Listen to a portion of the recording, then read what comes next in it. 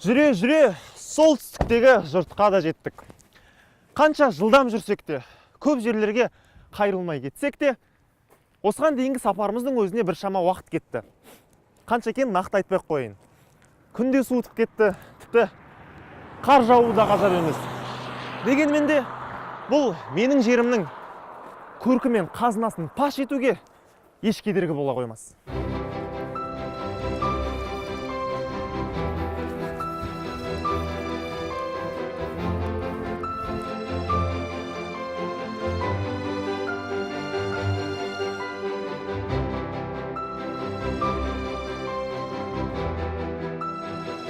Үлкен есеппен алғанда, біз қазір батысында Торғай үстірті, оңтүстігінде Тұран ойпаты және солтүстігінде Батыс Сібір жазығының тоғысқан Торғай қақпасында тұрмыз.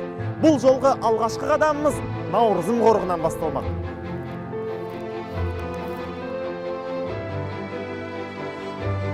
Наурызымның селеулі даласы бұл. Жер шарының қызыл кітабынан енген. Даланың өзі де ақ селеуде. Тың игеру кезінде соқаға түскен негізінен осындай далалар болатын. Қорықта Қазақстандағы табиғи белдеулердің бәрі бар.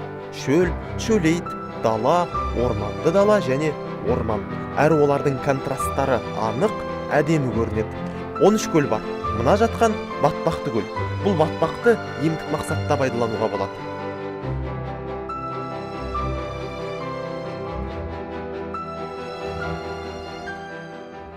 Наурызым қарағайы. Осы аймаққа ғана тән өсімдіктің бірі. Зерттеулер нәтижесінде дәл осы ағаштың жасы 160-қа жеткендігі анықталды. Дегенмен де құмды жерде тұрғандықтан биікке аса көтерілмей, осылай жайылып өседі.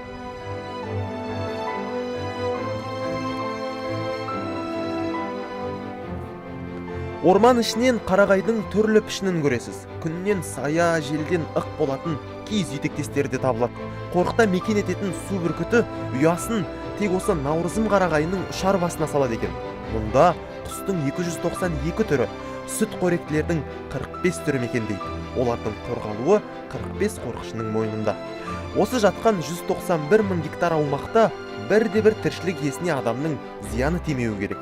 Тіпті құлаған ағаш, шіріген шөптің өзі жатқан жерінен қозғалмай жәндікке жем, топыраққа құнар болуы тиіс.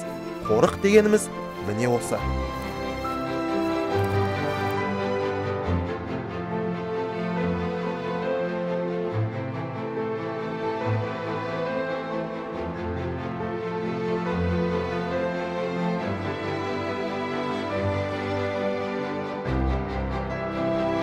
Наурызым мемлекеттік табиғи қорығы 1931 жылы құрылған, 2008 жылы ЮНЕСКО құрамына енді.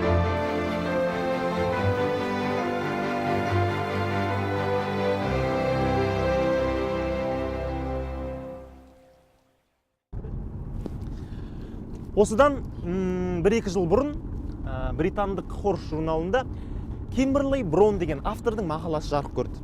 Онда адамзат баласы жылқыны осыдан 5,5 мың жыл бұрын қазіргі Қазақстан территориясында қолға үйрете бастады деген пікір жазылған. Бұған дейін ғалымдар жылқы 3,5 мың жыл бұрын Украина жерінде қолға үйретіле басталды деп жүрген еді. Бірақ жаңағы мақаладан кейін пікір мүлде өзгерді. Артынша National Geographic News басылымында жылқыны қолға үйрету Қазақстанда басталды деген мақала шықты. Және бұл тұжырымдарға негіз болған осы Қостанай және солтүстік Қазақстан территориясындағы қазба жұмыстары еді.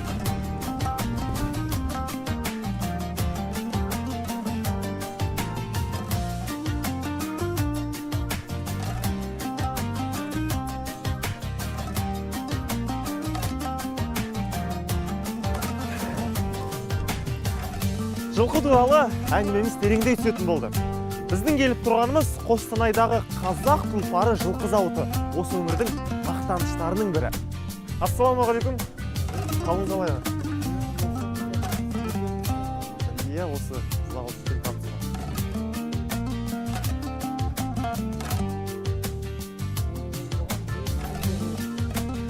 Бұл кісі Өтебек Бекбосынов, жылқы зауыты директорының орынбасары. әңгімеміздің басы тұлпарлардың концертімен басталды. Яғни осындағы жұлдыз жүйріктер сахнаға шығып сымбаттарын көрсетті. Әне шықты. Ұстап көрейікші. Ұстап көрсе бола ма?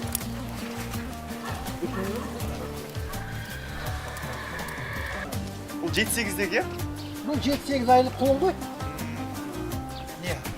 Кәдімгі орта ұзын аламанға шығатын сондай жылқы шығарды. Аға, мен де өстіп жүріп қолға үйретіп көрсем бола ма? Жоғалды мені танымаймын. Зауыт іргесі бұдан 124 жыл бұрын 1888 жылы қаланған, ал 1951 жылы жаңа бір жылқы тұқымын өсіріп шықты. Ол Қостанай жылқысы деп аталады. Мысалы, мына таласар таза сол Қостанай тұқымы. Базар болса, Араб пен Қостанай тұқымдарының буданы. Тұлпар бие Қостанай мен Ағылшын жылқысының жұбынан туған. Қысқасы, жылқы зауыты дегеніміз сол. Түрлі тұқымды бір-бірімен құда қылып, тәжірибе жасап, жақсысын жиып, жаманын қиып отыратын орталық екен. Бұл аттың түрін қандай мақсатта қолданасыздар енді? Балаларға үйренуге. Балалар осы келеді, кішкентай балалар әлде 3-4 оқитын. Қостанай жылқы зауытының ендігі межесі қазақтың салт атты жаңа бір тұқым шығару. Ол үшін таза Қостанай биесіне араб айғырды салады. Бұдан туған байталға ағылшын айғырын қосады. Сөйтіп, екі ұрпақтан кейін жаңа тұқым пайда болады. Ал оған кемі 15-20 жыл уақыт керек. Жоба 2001 жылы басталды. Енді бір 5 жылда жаңа тұқымды көріп қалуымыз мүмкін.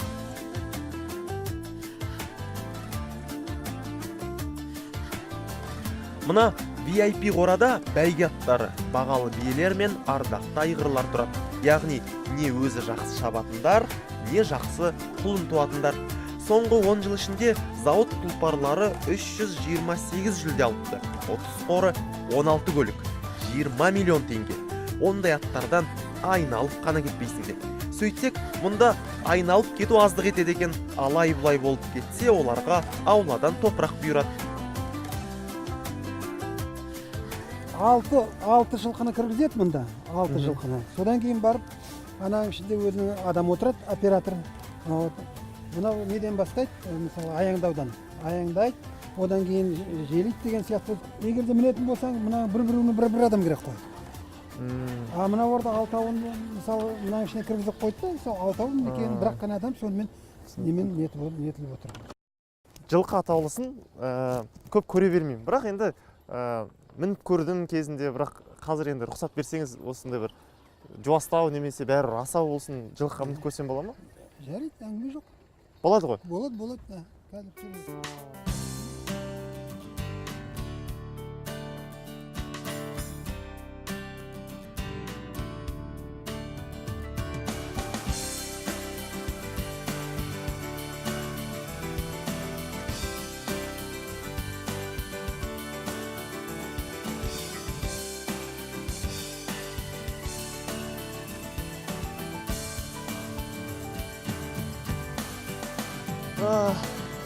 Атқа отыру деген енді қиындау екен.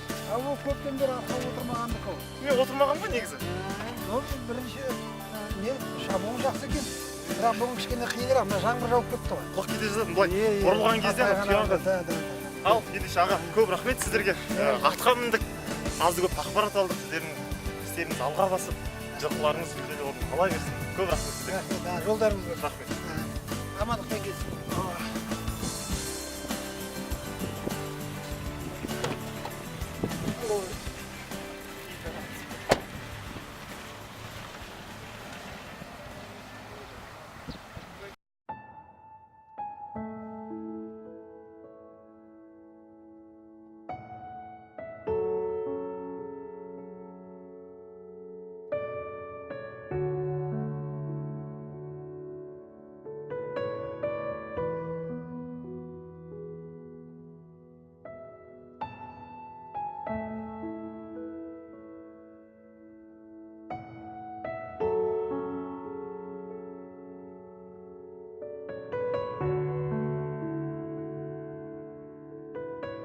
Қостанай жеріне келгенде ойымызға алдымен оралғаны Ахаң Ахмет Байтұрсынұлы болды.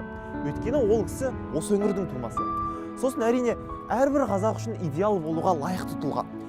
Ағартушы, ақын, жазушы, ғалым, саясаткер, аудармашы, айта берсең таусылмайды. Өлең жазады, оқулық жазады, ғылыми еңбек жазады, газет шығарады, әліпби жасайды, Алаш партиясын құруға атсалысады. Осының бәріне уақыт пен қажырлықты қалай жеткізген десеңші? Қостанайдағы мемлекеттік университет сол кісінің атымен аталады. Оқу орнына кіріп, әуелі Байтұрсынұлы мұражайына бас сұқтық. Негізінен фотолар мен құжаттар өмірінің әр кезеңін баян етеді. Мұндағы ең құнды жәдігерлер Ахмет Байтұрсынұлының ұстаған таяғы және Маса кітабының түпнұсқасы. Төте жазумен жазылған.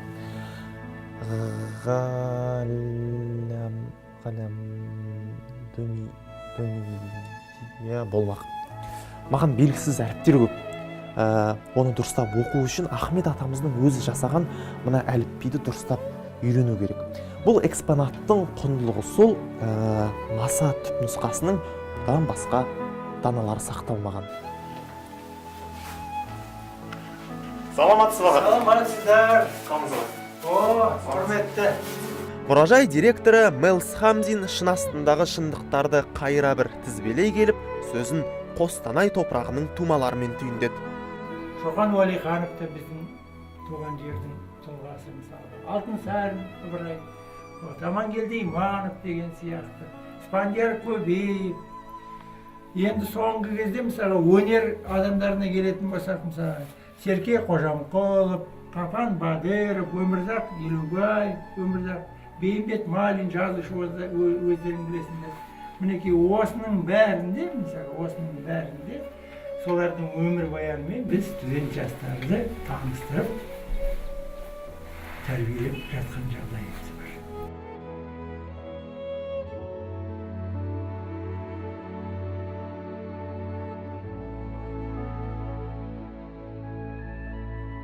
Университеттен ақын апамыз кейінгі кезде көзден таса болып жүрген Асия Беркенованы жолықтырдық. 12 жылдан бері осындағы өнер орталығын басқарып жүр екен. Менің жерім деген бағдарламамен келіп отырмыз. Енді осы тұста өзіңіз Қостанайға бір шумақ өлеңіңізді арнасаңыз. Дұшпанды қатер төккен тосқан айбын, құшақты тілегі ақ досқа жайдым. Торғаймен Төбіл өзен үндесетін кең байтақ жері мынау Қостанайдың.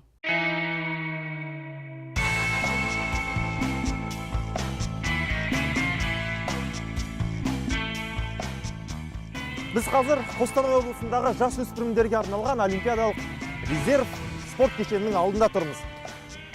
Мақсатымыз осы мектептің түлегімен жүздесу. Санаулы сәттерден кейін оның өзі келіп қалу керек. Міне өзі келіп қалды. Здравствуйте, Иван. Меня зовут Талғат. Мы приехали с Астаны и снимаем документальный фильм «Моя земля», то есть с перевода «Менің жерім».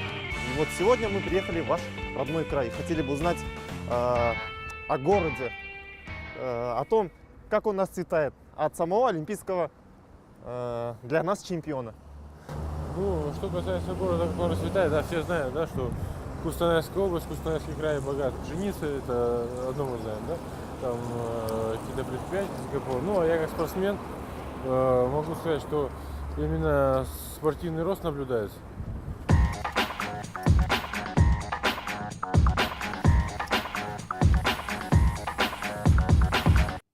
Қазіргі балаларды қайдам? Өзіміз бала күнімізде айналамыз толы тәтті болса екен деп армандайтынбыз. Сол арманым міне 21 жасында орындалды. Айналам толы тәттілер, бірақ қазір оны жеуден гөрі қалай жасалатындығын көру әлде қайда қызығырақ сияқты.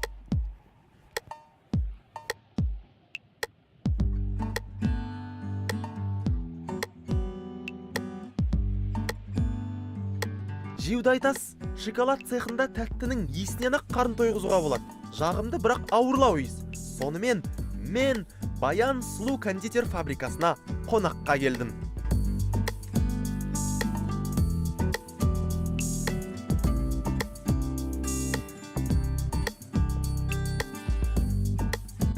Шоколадқа ең керегі какао дәнектері.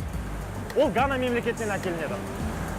Бұл ең әуелі аршылады, сұрыпталады, іріктеледі, сосын қуырылады және үгітіледі. Міне мынадай болып. Сосын оны ұнтақтап ысытқанда ол мынадай күйге түседі. Шоколадтың негізі де осы.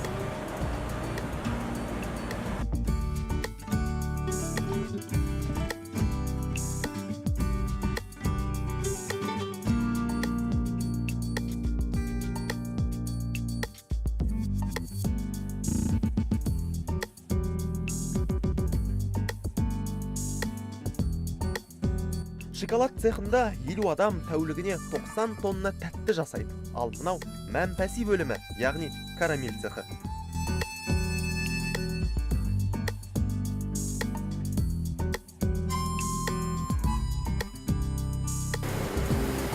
Кондитер цехында өнімді бастан аяқ дайындап шығаратын ұзыннан ұзақ құрылғылар тізбесін линия деп атайды. Мәселен, мына желінің бойында 20 адам жұмыс істейді. Бір ауысымда 7 тонна тәтті даярлайды. Бұл енді 15 жыл бұрын іске қосылған қондырғы. Ал мынау 2011 жылы сатып алынған. Бұл жаңа желіде небәрі 8 адам жұмыс істейді, және де сол 8 адам сағатына 1200 килограмм тәтті өндіріп жатыр.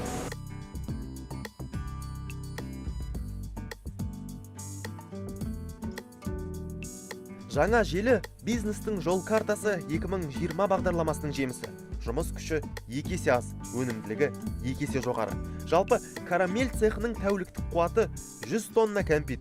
Фабрика жылына 40 000 тонна өнім шығарып, еліміз бойынша 2-ші сатыда тұр.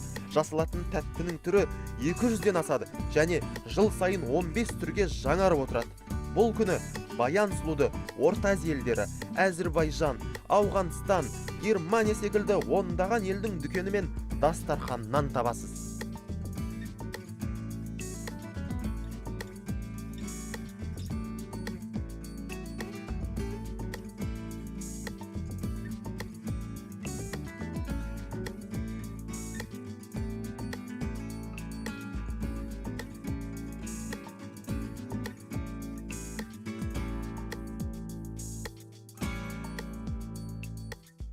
Петропавл қаласына кіріп келе жатырмыз.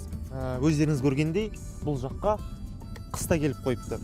Сондықтан да табиғатты тамашалай алмайтын шығармыз. Түсірілімнің барлығы қаланың ішінде болады. Біздің баратын алғашқы жеріміз Абылай ханның резиденциясы. Осы көшенің бір оң жағында деген. Сондықтан да мұқият қарап отырайық.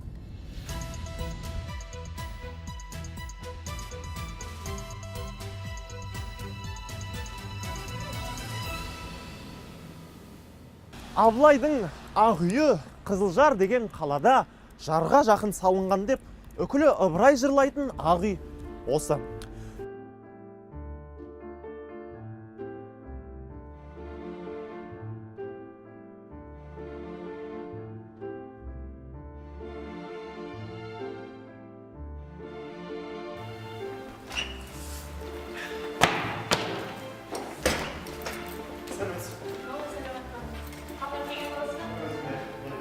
Дәл осы орында 1765 жылы патша үкіметі тарапынан 4 бөлмелі бөрен үй тұрғызылған. Кей деректерде ол үйдің Абылай сұлтанға арналып салынған айтылады.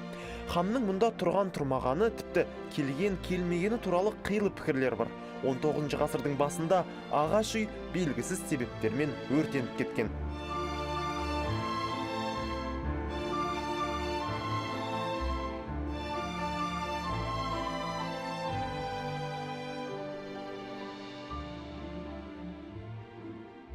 кеткеннен кейін оның орнына қайтадан Ресей патшалығы жаңағы 1824 жылы осы үйді тұрғызған екен. Яғни бұл да ең алғашқы салынған кірпіш үйлердің бірі болып табылады. Ол ғимарат кейіннен ел арасында Абылайдың ақ үй аталып жүрді. Кірпіш үйдің қабырғалары күні кешеге дейін сақталып келген екен. 2004 жылы толық жаңғырту жасалып, оған Абылай ханның резиденциясы деген ат берілді. Мұражай кешенінің 4 залы бар. Абылайдың хандыққа дейінгі және хан кезіндегі өміріне арналған зал және тақ залы мен тынығу бөлмесі. Бұл кешенде мені таң қалдырған бірнеше дүние бар. Сонымен бөліскім келіп тұр. Алдымен мына керует. Естеріңізде болса, Жидебайдағы Абай үйінде де басы да, аяқ тұсы да биіктетілген осындай керует болған. Неге олай екен деп таң қалғанбыз. Сөйтсек, оның сыры мынада екен. Ұйықтаған кезде адамның басы мен аяғы көтеріңкі болса, қан айналымы тез қалпына түсіп, адам жақсы тынығатын көрінеді. Оны медицина дәлелдеген. Екіншіден, қазақтың тұрмысында ыдыс аяғында күмістің орны айрықша. Сөйтсек, күмістің микроағзаларды жоятын қасиеті бар екен. Тағы бір таң қалдырғаны сауыт сайманның салмағы. Мысалы, сауыт шамамен 20-25, тулыға 10-12 килограмм болады екен. Қылыш, шоқпар, найза, жебе сондай салмақты көтеріп қалай күрескен? Сосын оны көтеретін ат қандай болған? Шынында да таң қалдырады.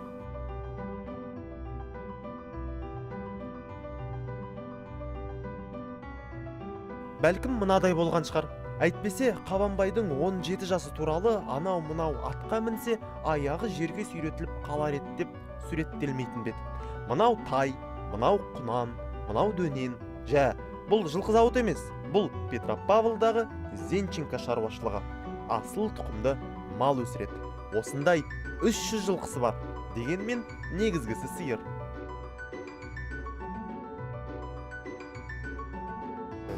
А вот мы заметили то, что у каждой коровы стоит вот такая вот табличка, Да, и здесь это что-то метатрон. мигает 3,9, что ли, 3,92. Это что Это такое? номера. Вот это вот номер коровы по респондеру, а это отбивается молоко.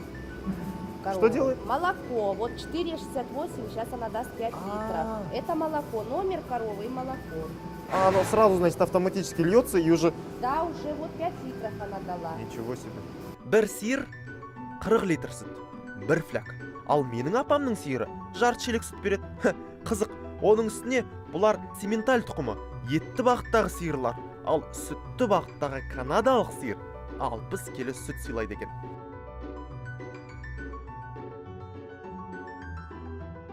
Бұл да тура жаңа біз көргендей сауын қондырғысы. Бірақ мұның айырмашылығы үздіксіз айналып тұрады. Яғни жұмыста тоқтаусыз жүреді. Орта есеппен бір сиырды сауға 7 минут жұмсалады. Сағатына 2 тонна сүтіңіз де дайын. Бұл жер қазір бос болып тұр, себебі таңғы сауын біз келгенше аяқталып қалыпты. Былайша айтқанда, сиырлар түскі асқа кеткен. Түскі ас. Кейбіреулері тамақтарын сіңдіріп тынығып жатыр. Тіпті массаждары да дайын. Негізінен түскі ас деп әзілдегеніміз болмаса, сиырлар күн демей, түн демей жемді көбірек жей беру керек. Себебі олардың негізгі міндеті сүтті көбірек беру. Негізгі емес, жалғыз міндеті сол. Жеміне қарай сүті. Бұлар канадалық сүтті сиырлар. Күніне 50-60 келі жем-шөп жейді. Тиісінше 50-60 литр сүт береді. Құдайдың құдіретімен аузына тыққанды соғалпы сүтке айландыратын тір зауыт. Міне, күніне 30 тонна сүт алып отырған шаруашылықтың тіршілігі осындай. Ол сүт ары қарай өндіріске жіберіледі. Сүт, май, қаймақ, ірімшік. Осы Зенченко шаруашылығының да сүт өнімдерін даярлайтын өндіріс орындары бар. Біз оны емес, өзге сүт зауытын тамашалаймыз.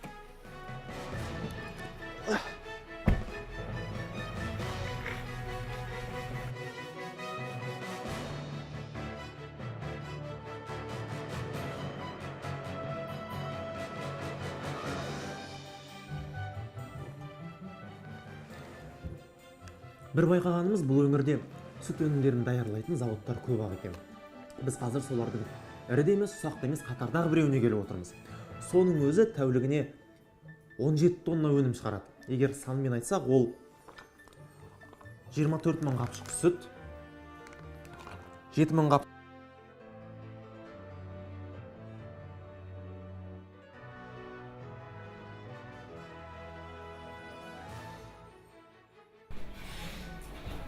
Так, Талгат, как наша продукция?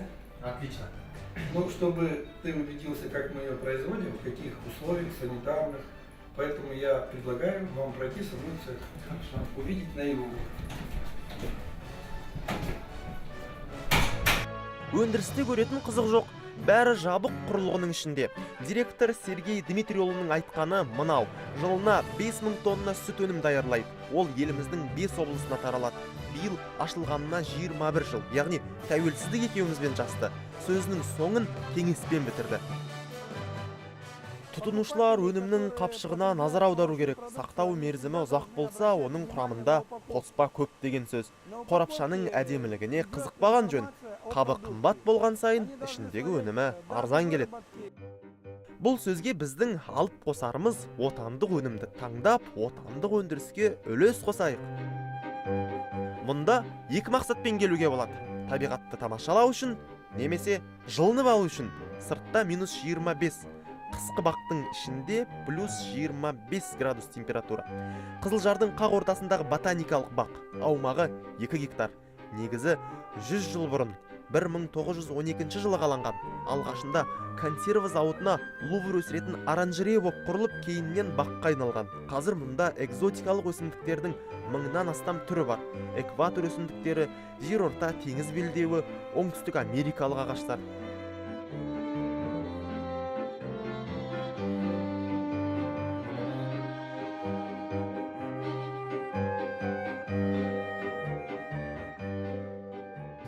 Это все регионы, ботанические провинции земного шара представлены здесь. Мы находимся в Средиземном море. Затем я могу пригласить вас в тропический мир, где растут бананы Индостана. Ең қызығы 100 жылдық құрма пальмалары. Ал мына құрма ағашы қазақ жеріне 1795 жыл әкелінген екен. Көк мұрлық шейх Режеп деген имам көшетін әкеп, осындағы Қасым мешітінің ішінде шелекті өсіріпті. 1,5 ғасырдан соң осында отырғызылды.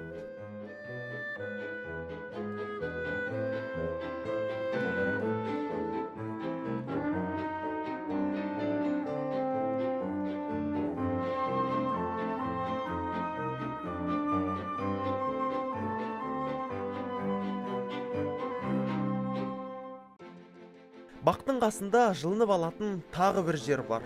Ол аквапарк. Мұнда тіпті ыстық, 30 градус. Бір мезетте 1000 адамды қабылдай алатын су бағы 2012 жылдың қыркүйегінде ашылған. Биыл алғашқы қыс. Зимой у нас Бұл жыл 12 ай жұмыс істейтін Қазақстандағы жалғыз аквапарк. Бизнестің жол картасы бағдарламасымен қаржы алып, осы жобаны жүзеге асырдым. Қысы қатал Петропавлдың тұрғындарына бұл бір жақсы сыйлық болған сияқты.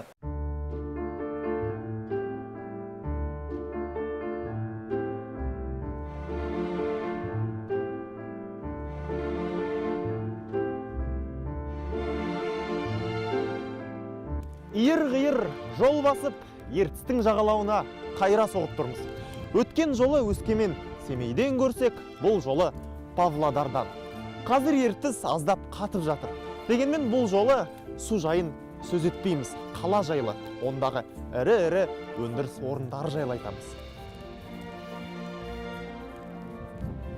Қазақстанда өндірілетін электр қуатының 44, бензиннің 45, көмірдің 65, балқытылған ферроқорытпаның 75%-ын беретін Павлодарда осылардың бәрінен асып түсетін екі мақтаныш бар. Алюминий деп аталатын әрі жеңіл, әрі жұмсақ, әрі берік металды барлығымыз білеміз. Әсіресе 90-шы жылдары килограммдап алюминий өткізген балалар жақсы білуі тиіс. Машина жасау, ұшақ жасау, құрылыс материалдары мен ыдыс-аяқ өндірісінде және де толып жатқан өзге салаларда кеңінен қолданылатын бұл металл Қазақстан бойынша жалғыз Павлодарда ғана өндіріледі. Әлемде алюминий өндіретін 200 зауыт болса, Павлодар электролиз зауыты үздік 10-ға еніп отыр. Қазақстанда электролиз зауытын салу туралы қаулы 1955 жылы шыққантын. Сол мақсат 50 жылдан соң тәуелсіз ел болғанда ғана орындалды. 2005 жылы құрылысы басталып, 15-20 жылда салынарлықтай ауқымды жоба 5 жылда іске қосылды. Әңгімені өндіріс процесінен бастайық. Электролиз шахтасы 20 сантиметр. Ол 20 сантиметрдің ішінде, мысалы, ұйытқы ретінде 25 тоннадай сұйық алюминий болады да, 17 тоннадай сұйық электролит болады. Соның ішінде, мысалы, катод пен тағы да анод болады, астыңғы жағында катод болатын болса, үстіңгі жағында анод. Ол физикалық ұғым ғой. Сонда, мысалы, электроэнергия бергенде анодтан жаңағы плюс, мына катодтан минус беріп, оның напряжениесі мысалы 4-2, 4-5 вольт қана болады. А бірақ жалпы әр қазанның мысалы күші 320 килоампер. Осы жерде мысалы жаңағы глинозем беріліп тұрады да, сонда суткасына мысалы ол әр қазаннан 2 тонна 400 килограмм сұйық алюминий алынып отырып, осы миксерларға келіп құйылады да. Саф алюминий алуға қажетті шикізат глинозем деп аталады. Күн сайын 1400 тонна глинозем мына тұрған электролизде, яғни қазандықта электролиз процесінен өтеді. Айтпақшы, тағы бір нәрсе айта кету керек. Мына конвейер Франциядан алынған. Бірақ осыған дейін оның қалыптары 1-2 айға жетпей істен шыға берген көрінеді. Сосын біздің мамандар шойынның құрамын өзгертіп, жаңа қалып құйған. Қазір енді сол патентті әлгі Францияның өзі сұрап отыр. Себебі оның шыдамдылығы кем дегенде 2 жыл. Көбік алынған соң қызуы 850 градусқа түскенге дейін металл бірнеше рет суық судан өтеді. Мөр басылады, сөйтіп 60 градуспен қатталуға келеді.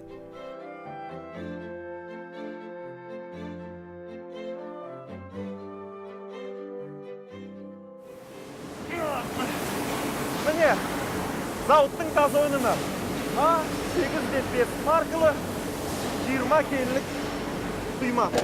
Күніне осындай 35 000 дана таза алюминий құйылады. Бұл дегеніміз 700 тонна өнім.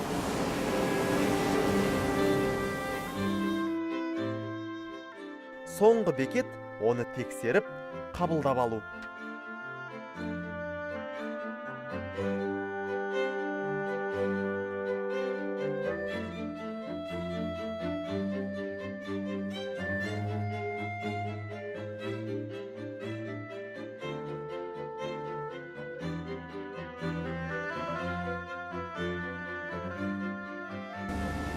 Енді конвейерден пакетті алып, мына весаға қоямыз, взвешивать етіп, сосын орнына жинаймыз. Зауытта 2400 адам жұмыс істейді. Олар жылына 250 000 тонна алюминий өндіріп, ел экономикасына елеулі үлес қосу үстінде. Бұл баста айтқан 2 мақтаныштың екіншісі.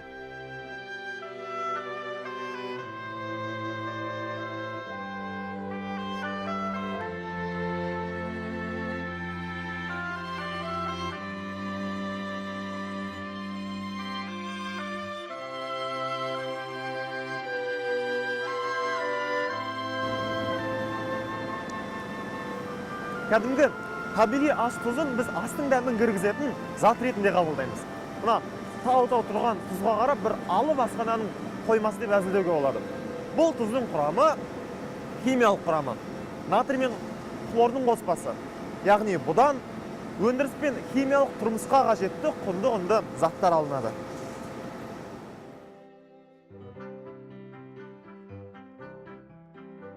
Павлодар қаласының О бастағы салыну мақсаты тұз өндірісін жолға қою болған. Яғни өңір көлдерінде тұздың мол қоры бар.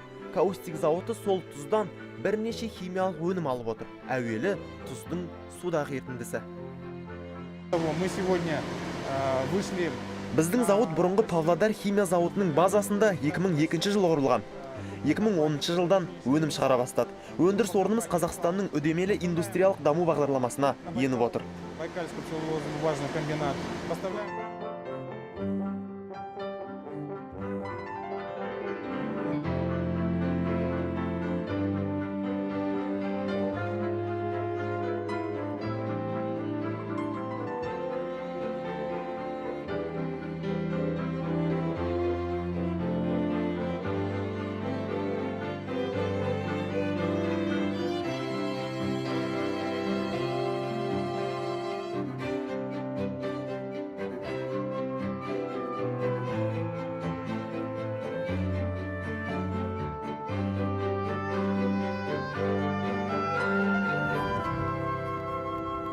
Баянауыл ауданының орталығы Баянауыл ауылындамыз. Бұл жер талай тектіге тұғыр болған әйгілі мекен. Бұхар жыраудан бастап Жаяу Мұса, Сұлтан Махмұд Жүсіпбек, Қаныш Сатпаев, Шәкен Айманов пен Әлкей Марғұлан сынды сан саланың сайыпқырандарының кіндік қаны тамған жер. Ауылдың өзі тау ішінен орын сайлаған. ауыл да, аудан да, аймақ та осы таудың атымен аталады. Павлодардан түстікке қарай 200 шақырым жердегі Баянауыл таулары батыстан шығысқа қарай 40-50 шақырымға созылып жатыр. Ең биік нүктесі Ақбет 1026 метр. Асан қайғы жел маясына мініп, желдіріп жүріп осы Баянауылға келгенде ат ерін алмайтын жер екен. Бір түней кетемін деген адам бір жұмаға тоқтап қалады деген екен. Десе дегенде қысына қарап жазының қандай болатындығын шамалауға болады. Әттеген айы мынадан ары жүрсек, әйгілі Жасыбай көліне барар едік. Бірақ мына қиын жолға көлік жүріс бере қоймайды.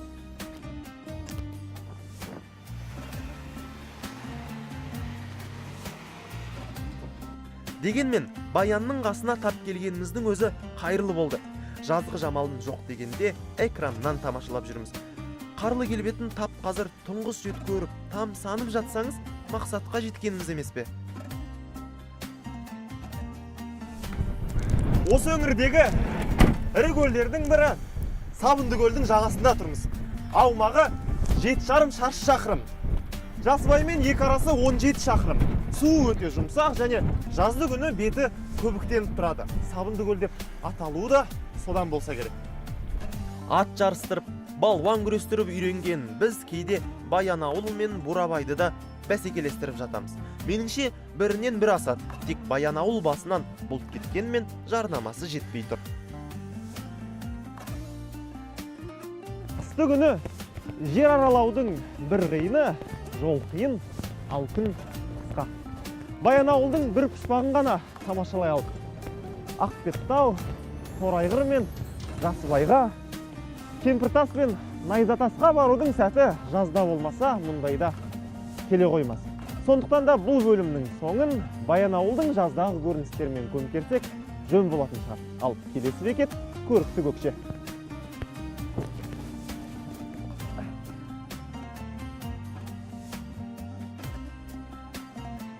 Айтпақшы, ұмытып барады екем. Сөз басында айтқан Павлодардың бірінші мақтанышы және менің жерімнің мақтанышы осы Баянауыл.